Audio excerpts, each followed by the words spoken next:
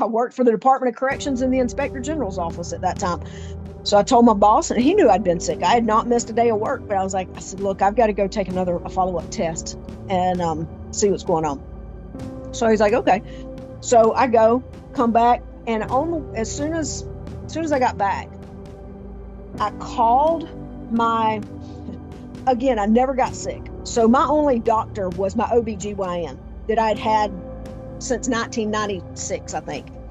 And I called him, his personal phone, and I texted him and I said, what are the chances of a false positive HIV test? Before I could set my phone down, he called me and he said, what's going on? So I told him, and he didn't say anything. He said, God bless you. And when he said that, I knew that he knew. But there has to be circumstances where there could be an error in a test. His son, his stepson, was an HIV specialist actually in South Florida.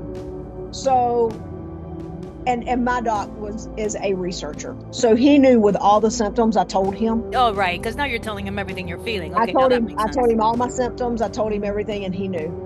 He knew it's exactly what I had, the acute onset.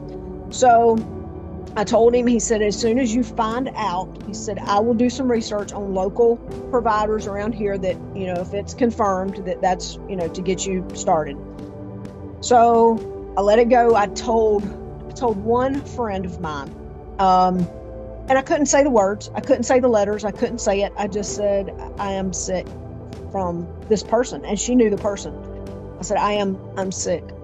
And I said, I'm waiting to find out exactly how bad it is. Mm-hmm. So, now, how old are you? I was 46. You were 46 at this stage. Okay. I was 46. Mm-hmm. Just turned 46. I was infected at 45, and I turned 46 in the meantime.